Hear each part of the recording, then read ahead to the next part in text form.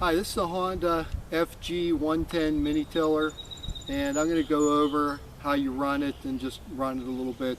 I just took it out of the shed, started it up fine, and I'm going to go over a little bit of it with you. Come on over this way. Alright, so right down in here they have a little bulb there that you got to pump a little bit, and then on the back end here is your choke. You want to put it up to the top. You want to pump this bulb. Oh, I pump it until I can see it coming through the tube there, usually like about 5 or 6 times. Okay, then when you go to start it, there's a little switch here. Come over here and show the switch. There's a switch on the handle. It's in off on both sides. You put it in the middle, put it on. Okay, and again the choke's up, and I've pumped it a few times to get some gas into the carburetor. And then when you go to start it, you hold it here, and you really do not pull these very hard. Okay. One other thing I should probably show, here's where you put the oil in. Okay, you put your oil in right there. And this runs on straight gasoline. You're not mixing oil and gas. Your oil goes in separately. And one thing that I would advise against using would be using gas with ethanol in it. You want to spend a little more and get some gas that doesn't have ethanol in it. These little small engines are great, but the ethanol will kill them. You'll end up having to put a new carburetor on one.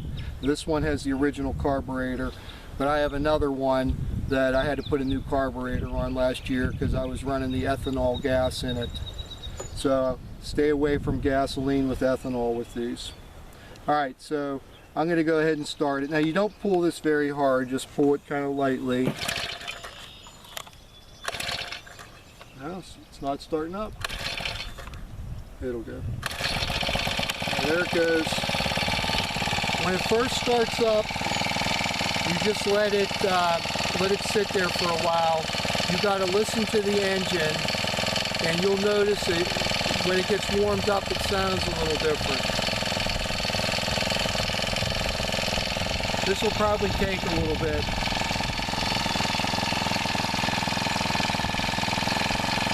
This is important. You don't want to just start running it.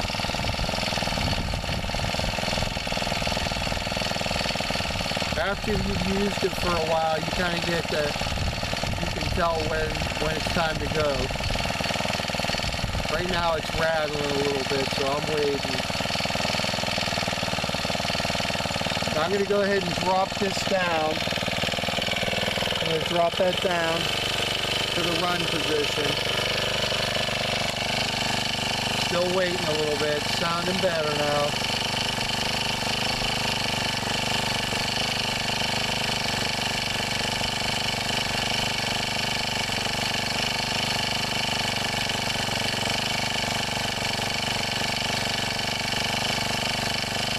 Okay, now that sounds good. So when you run it, you want to run it on full tilt, and it comes with like guide wheels and stuff like that, but you want to take them off. They don't work real well. So I'm going to go ahead, and this ground is not been tilt at all. I'm just going to go ahead and see how she does on it. Turn it around. Alright.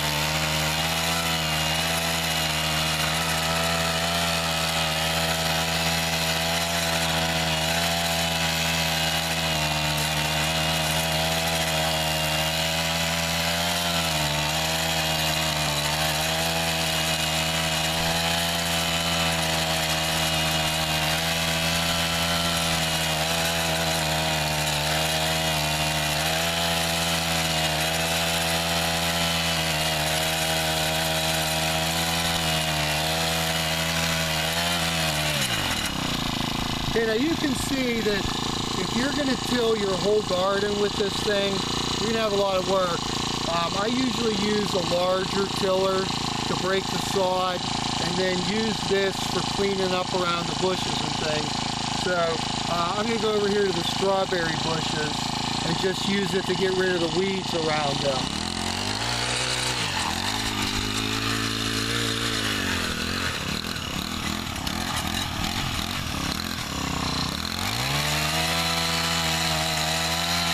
Go ahead, show the row what it looks like. I just hand weeded these strawberries the other day, and so you can see that the grass is growing up in between them. Watch how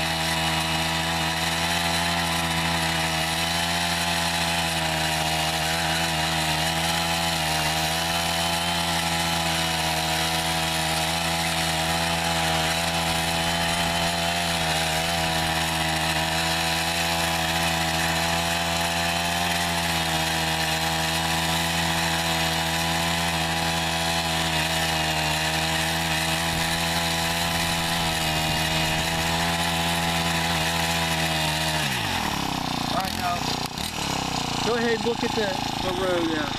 Now, that's the beauty of this thing. This thing cleans up between the rows great. I mean, that's what I use this for, is for cleaning up between the rows. You can see how nice that did that. Go ahead and get on this row here. Show how grassy it is. And I'm going to go ahead and do this row. That took me about maybe a minute, maybe 30 seconds.